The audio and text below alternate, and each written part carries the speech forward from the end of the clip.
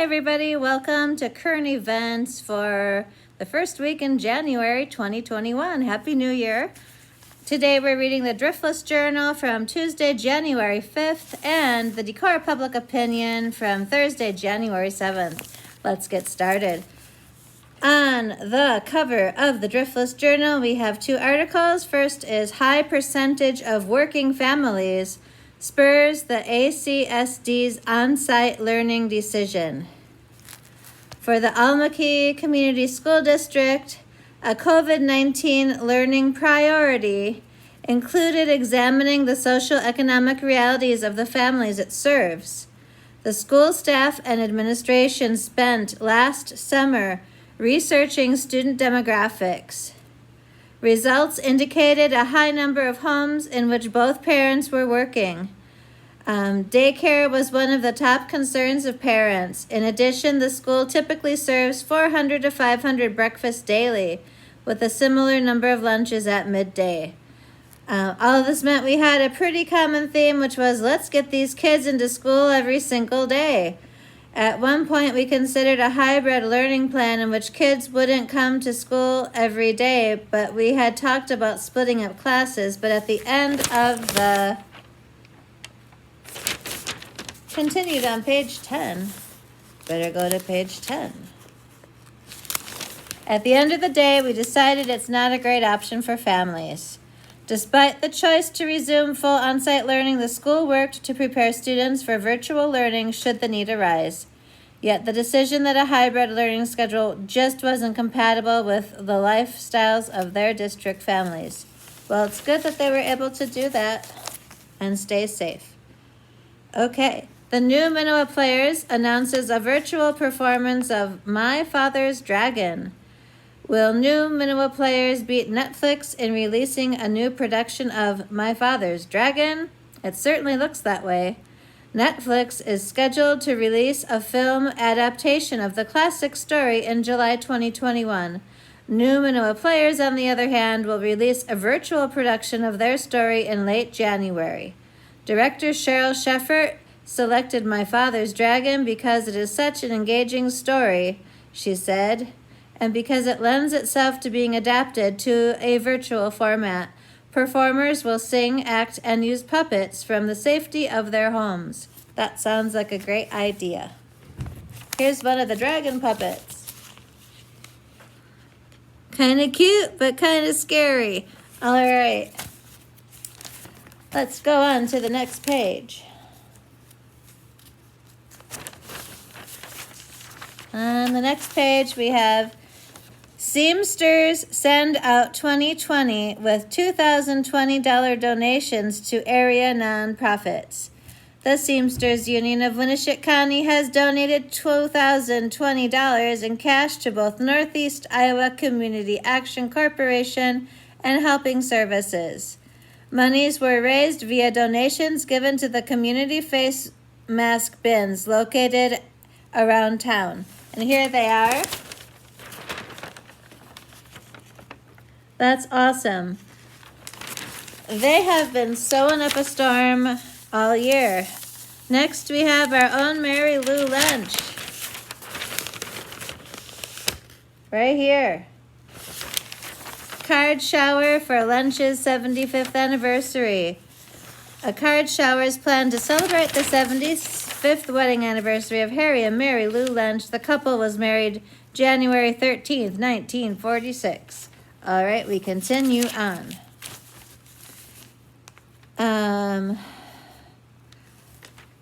Almaquis County Conservation Board has been awarded a fish habitat grant. The Almaquis County Conservation Board has been awarded a $39,000 fish habitat grant through the Iowa Department of Natural Resources Fish Habitat Program. Funds will assist stream bank stabilization and the placement of in-stream trout habitat in the Celia Sander Garrett Green Belt along Cedar Creek, which was donated in July. The newly acquired Celia Sander Garrett Green Belt is a 25-acre property with Clear Creek running its entire length. Clear Creek is a prime example of one of the many cold water trout streams that make Northeast Iowa a fishing destination for people across the Midwest and beyond. And here they are, members of the Conservation Board standing by the creek earlier this year. Okay, that's a good deal. We move on to the next page.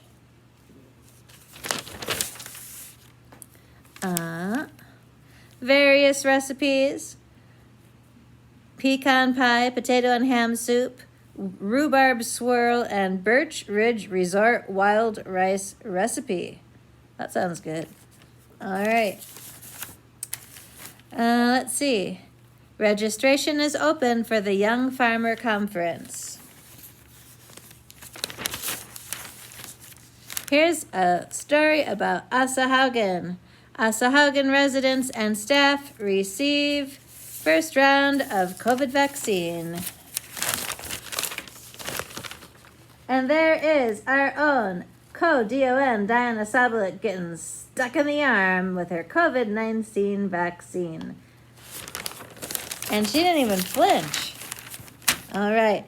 It says, Asahaugen residents and staff receive first round of vaccine. This is our first step on the journey to herd immunity, said Orson Bowder, Asahaugen administrator. We will continue to follow all the government guidelines as we move forward. We will adjust our visitation policy as they see fit. We have had many families contacting us, and there are no changes in visiting restrictions at this time. Hopefully at some time soon. All right. Dr. Thomas Marquardt has been named Chief Medical Officer of the Winneshiek Medical Center. Here is his photo. Okay. Congratulations to Dr. Marquardt. Mediacom scholarship deadline is February 15th, and the annual Decorah Boy Scout tree pickup is on January 9th. Better get those trees to the curb so they can pick them up. And that brings us to a story called Big Woods Are Elusive, Cabbage Rocks Much More So. What is a cabbage rock, you might ask? Let's find out. This is by Lisa Brainerd. I think she's the daughter of one of our former residents, Bud Collins. All right, unless there's two Lisa Brainards, which there could be. Okay, the Big Woods. One of my first real goals exploring landscapes in this part of the Driftless was to try to get a grasp on the location of the Big Woods. I've come to the conclusion it might encompass the large tracts of hardwood forest along the South Fork River. Yes, Fork, not to be confused with the North, Middle, or South Branch designations of the river. To me, the South Fork is just a little wilder, and that equates to favorite backroads, Minnesota DNR areas, springs, and of course, adventures. The Cabbage Rocks were something I started hearing about shortly after I began living in Preston before 2003. I didn't know where they were, although I had an idea, somewhere in the Big Woods. You're seeing the full draw of unknown geological treasure here, right? At some point before my accident and stroke in 2012, I was probably less than 45 minutes from the rocks in the DNR's Richard J. Dorr Memorial Hardwood State Forest. Not that I knew where they were. Enter September 2020. All of a sudden, a writer put the elusive Cabbage Rocks in front of the whole state with an article published in the Minnesota DNR's Minnesota Conservation Volunteer magazine, found online, and they give the address. To say I was horrified was an understatement. The author didn't share how to get there. I now know there are anywhere up to 6 different routes, and using the word routes belies the fact that there are no mapped trails as such and no signs. The wooded area one must navigate is littered with tentacles of private property necessitating permission from owners whose lands you might cross. The publication of that article had all the makings of a disaster. I immediately felt bad for the people living out there, as I saw many in my Facebook group about hiking Minnesota, saying, "Come on, we have to see this." There were people likely to use state park trails, not familiar with GPS and or topo maps and or county GIS maps showing boundaries and who owns properties. Also, were they aware deer hunting season was fast approaching? Yikes. I can say that as being a deer a couple days ago. Indeed, my fears were well-founded when the state conservation officer in the area posted there had been numerous reports of trespassing in that area, as he wrote, "People looking for cabbage rocks?" Apparently he didn't know them either. I have always kind of hoped the Minnesota DNR might create a scientific and natural area designation at Cabbage Rocks. That would give extra protection while sharing the wonder. Plus, maybe the DNR could create a parking area and secure an easement for a trail to the rocks. The author of the magazine article said he hoped that by sharing a little on Cabbage Rocks, that it wouldn't take away from the mystery and serene remote setting. Well, you know what they say, if you don't want it ruined with litter, trampled plants, cutting down trees, etc., it's pretty simple. Don't tell anyone. My logic in sharing this is to even greater audiences that, for better or worse, that he and the Minnesota DNR already put it out there. I realize it's a public land for all to enjoy, but perhaps an article like this might have best served Cabbage Rocks with a little forethought, such as an SNA designation first, or at least planning and sharing a route to get there. I guess to me, this magazine article approach seemed a little irresponsible. I don't know, but who wouldn't want to go and try to find that? That is so cool. I hope they end up being able to make it safe for everyone to get there legally and that they don't litter. That's a big ask, though, I guess. All right, on to Echoes of the Past. Catch-a-Coup is high school comedy. What? 100 years ago. Rehearsals for the bright musical comedy to be presented by Decorah High School next week are now underway, and interest at the high school has been aroused to a high pitch. Title of the show is Catch-a-Coup. Miss Floyd Crocker, an experienced director, is helping out the principal characters each evening. Among the stars are Frank Thomas, Miss Hyatt of the high school faculty, Agnes Jerset, Walter Strand, and Harry Malas. Miss Strickelberg, the mathematics teacher at the high school, is furnishing a comedy part that is guaranteed to furnish many a hearty laugh. Sounds like a fun one. According to the survey conducted by the Iowa Tuberculosis Association, Iowa's school children are the cleanest and best instructed in perfect health habits of those in any state of the union. What happened? 100 years.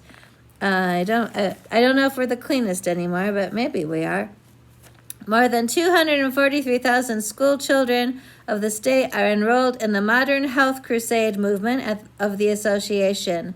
Indications are that most of the children regularly brushed their teeth, washed behind their ears, stood up straight, took regular baths, and performed all other health chores prescribed. Oh, that's good. All right. The Decorah Volunteer Fire Department celebrated its own dissolution and welcomed the new department into existence last week at a grand banquet at City Hall. Tables were set in the fire engine room and beautifully decorated with carnations. The menu was prepared and served with skill that would have been creditable to a fancy city caterer. Banquet chief was John Bollinger. E.P. Shea was the toastmaster. He filled the post with wit and humor. There is much good fellowship as the new department comes in.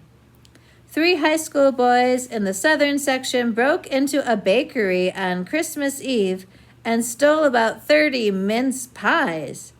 They were found out and confessed in writing to the theft. They agreed to pay for the broken door glass at the bakery and for the pies. They also agreed never to do any such thing again. I wonder if they kept their promise. John McKeague, son of Thomas McKeague of Decorah, told the boys they would have to be initiated into the Bakers Union before the matter would be closed, so the boys were all made to undress and blackstrap molasses and flour were put all over them. Then they were told to put their clothes on again and were sent home, suitably punished. I don't know who was punished more, the boys or probably their mother, who had to wash their clothes with molasses. I don't know. Sounds like a pretty decent punishment, though.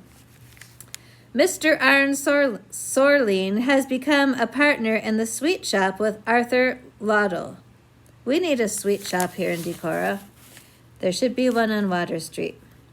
There were 34 births reported in the county for the month of December. Dr. Almer Wigdal is giving special attention to the extraction of teeth at his place in the Citizens Bank building in Decorah.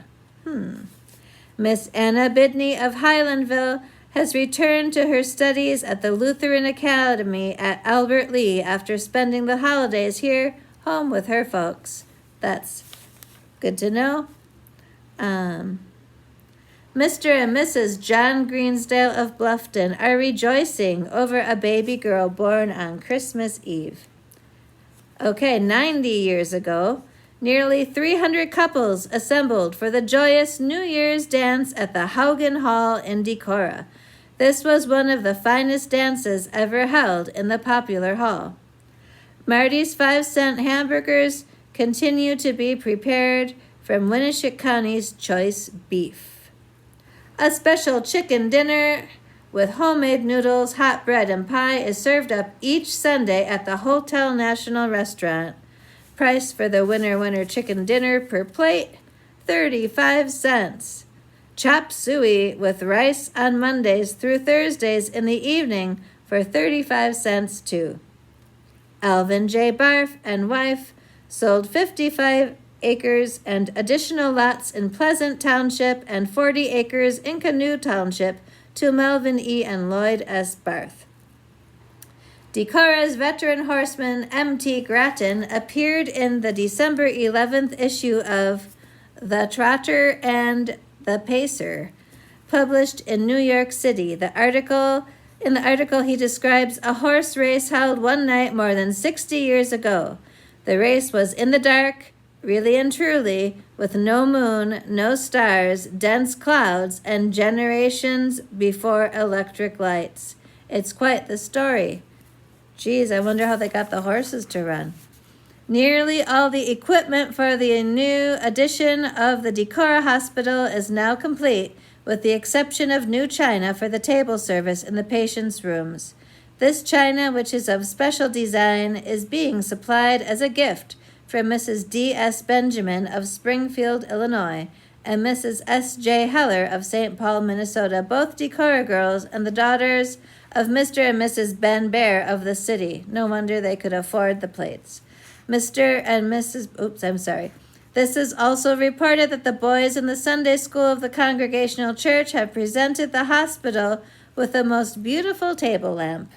An anonymous donor has presented the hospital with a sewing machine. Donations continue to be made. Roving Brothers, the enterprising proprietors of Decorah Vulcanizing Works, were the champions in the sale of Goodyear tires and tubes in this district recently. Okay, that's going to be it for the Decorah Driftless Journal, I think.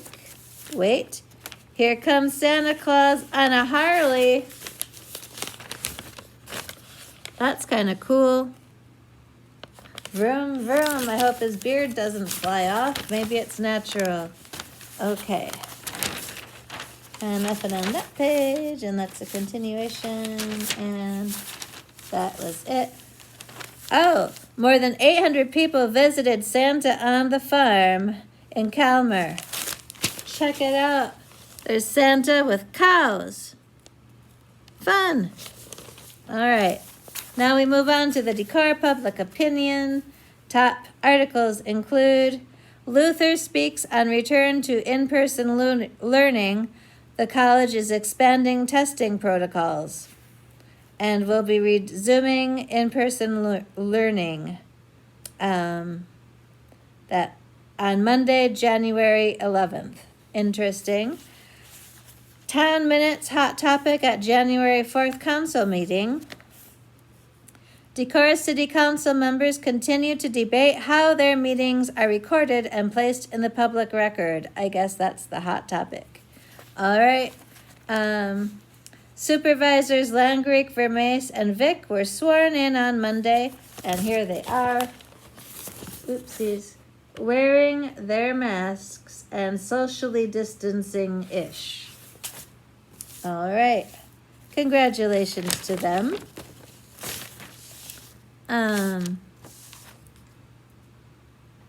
Supervisors are recognizing Mentoring Month. County records 350 COVID-19 cases in December. The Winneshiek County Board of Supervisors opened the first meeting of 2021 by proclaiming January National Mentoring Month. All right. And Kristen Vanden Brink said her office continues to field calls regarding the COVID-19 vaccine and that there were 350 COVID-19 cases in December, a significant decline from November's total of 430 cases. That's true. We hope it continues to decline, especially as more people get vaccinated. Okay. No actual obituaries to read from anyone that we know. We're going to read God's Hopeful Future, the religion article by Pastor Amy Zalk Larson from Good Shepherd Lutheran Church, who she used to come here when she could every month for communion on, I believe it was the second Wednesday of the month. So let's see what she has to say. Hopefully something good. Beloved of God, how will we move through the year 2021? Even as we are breathing a collective sigh of relief that 2020 is over, we have some trepidation about what the new year will be like, more since this paper went to press. We long for our life to return to normal. Yet throughout this pandemic, the collective rush to get back to normal before it's safe has deepened the suffering from this virus. We long for life to feel normal, yet we are aware that our pre-2020 normal was deeply problematic. Can we enter into a more hopeful future? Can we move through the year 2021 differently after all we have been through in 2020? Our current situation reminds me of God's people living in exile in Babylon for over 4 decades. They were cut off from their patterns of daily life, all their ways of gathering and praying, and of being in relationship with each other and with God. They were aware that even after they returned from exile, they would face the lingering impact of the trauma. Their homes and economy were in ruins. Into this situation, the prophet Jeremiah speaks God's word of consolation. I encourage you to read the whole passage, Jeremiah chapter 31, verses 7 to 14. I will just reference parts of it here. God's word is for those exiles long ago and for us today. Jeremiah paints a picture of a great company of God's people returning from exile into a restored, renewed future with hope. I imagine all of us as part of this great company as we move into 2021. There are some striking features about this promised grand moment of God's people. It's a joyful procession full of dancing and shouts of rejoicing, almost like a parade, but no false cheers required to join this parade. Instead, God proclaims, with weeping they will come, and with consolations I will lead them back. I will turn their mourning into joy. I will comfort them and give them gladness for sorrow. Which is to say that in this God's procession home, there is room for pain we carry. We don't have to put on some happy clown face to be part of this parade. We don't have to muster up a syrupy sweet positivity to scatter like Tootsie Rolls from a parade float. We don't have to pull ourselves together before we can join the movement of God's people. We can walk together into new life while sharing the stories of all that we have lost. Jeremiah's vision of the grand procession also sounds very different from the traditional military processions of his time. We are told the blind and the disabled, those with child, and those in labor, together, a great company, they shall return here. The people will return not as a mighty army, but as a great company of the feeble and vulnerable, the lowly and the wounded. This reminds us of our dependence upon God. We can't enter into a hopeful future through sheer force of will, through the power of positive thinking, through stellar New Year's resolutions, or through our own effort. It is God who will gather us up and lead us like a shepherd into restoration and new life. This also points us to a God declares to be central and valued. Those who are vulnerable and often overlooked are at the center of God's hopeful future. They are to be honored and protected. God guides us into a more peaceful future, a future in which pain and need are not diminished, but are the very place where new life is born. There's a place for you in this procession. There is room for your joy and your sorrow. God will lead us home together. That was from Pastor Amy. Okay. And that just brings us to Echoes of the Past.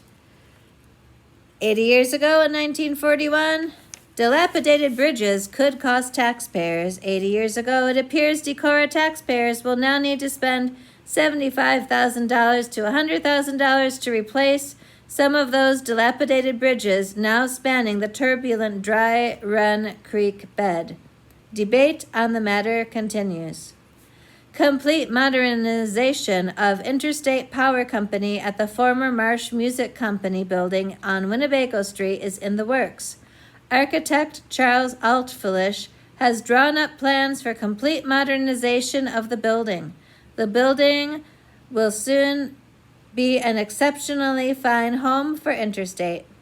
A project to supply hundreds of Winneshiek County families with comfortable mattresses at the government's expense was launched at a meeting held here last week. The mattress project provides that each family makes its own mattress or mattresses from cotton and ticking provided by the government. Families are regarded as eligible if their net income is not more than $500, plus $50 for each additional member of the family. Calmer was almost without a municipal Christmas tree this year when the huge tree which was lying beside the bandstand was stolen. However, it was soon recovered on a side street several blocks from down the square. Well, maybe it just got up and walked over there. Who knows? Calmer was almost without a municipal Christmas tree. Oopsies, my bad. It was a big night of bowling for Homer Olson. He won himself $56 for bowling a perfect 300 game. Awesome. His team score with Al Weiss was 1,406, a record for these two Decorah bowlers. The Troughton brothers from Harmony have claimed the #1 auto license at the courthouse this month. Lawrence Frana earned himself license #2, and Stanley Klimish of Calmer got plate #3. Awesome. Except if you're breaking the law and they want to get your license plate number, that would be an easy one to call into the police. 70 years ago, Mr. and Mrs. Lyle Fretheim were married December 3rd at First Lutheran Church in Decorah. Eddie Howard and his orchestra will appear in person at a December concert at the Legion Club. There are only 400 tickets. No booth reservations will be taken. Work on the Decorah Girl Scout cabin at the city park has been delayed due to the recent cold weather. Ronald Reagan stars at the new film Louisa being shown at the Calmer Theater, and we know what he went on to do. Robert Ellickson and his dad Roger caught a 58-pound beaver in a trap the other evening in the upper Iowa River. Wowzers, that's a large beaver. 1961, 60 years ago, Fort Atkinson's display of Christmas finery and lights and greenery is a welcome sight for holiday visitors. They were put up last week by Paul Winger town marshal, and with the help from Alois Tekepi. The Lurin Singing Society of this vicinity will be part of a half-hour TV show this week, originating over in La Crosse, Wisconsin. That was 1961. 1971, 50 years ago, two Luther College students who plead guilty to turning in a false bomb scare on the campus last fall have been given probation. They had to pay the court costs. They also must pay the city of Decorah $100 as partial retribution for the expense of the bomb search by the civil defense officials and the fire department. I wonder if they had not studied for a final exam. Two trucks from Wapsie Produce carrying capons went off the road recently. One truck near Festina and the other near Quasqueton. The incidents resulted in killing most of the 1,000 birds in each truck. The trucks were nearly demolished, but the drivers were not injured. Well, good luck catching those birds, the ones who survived. Decorah had more than 11 inches of snow last week. The Farmer's Almanac says this will be the worst winter in 25 years. Opposition to a proposed sanitary landfill to be operated by Winneshiek County has arisen.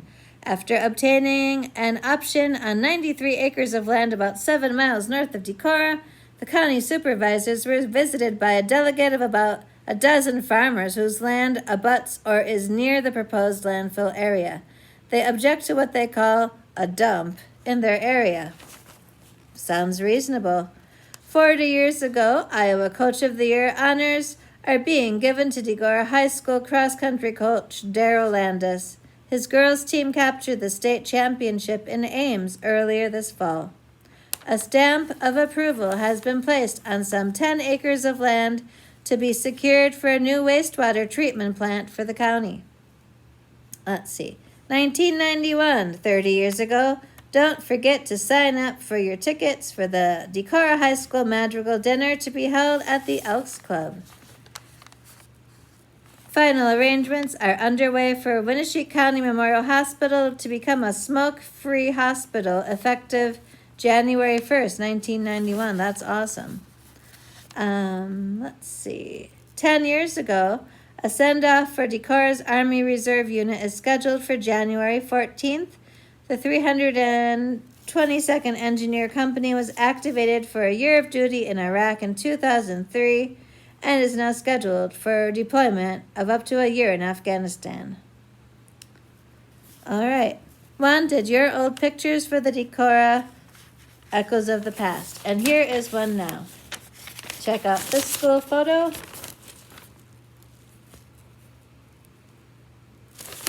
It says, Highland #1 Country School in 1935. Let's see. Highland #1 Country School, known as the Beacon School, back in 1935. 27 students attended the school back then. Teacher Leona Ingvelson is pictured at far left. Among the youngsters identified are Walter Langland, Harold Langland, Norma Langland, and Charles Langland. The picture is shared by Walter Langland of Decorah. All right. There were some real cute hairdos back then. And look at this little kid's tie. Was it windy or what happened? I don't know. And this is not a student. I wonder who that is. Can't be the teacher. I hope that's not, no, that is not the teacher. Oh well.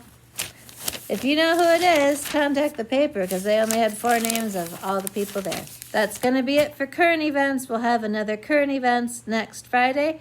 Have a great rest of your day. Thank you.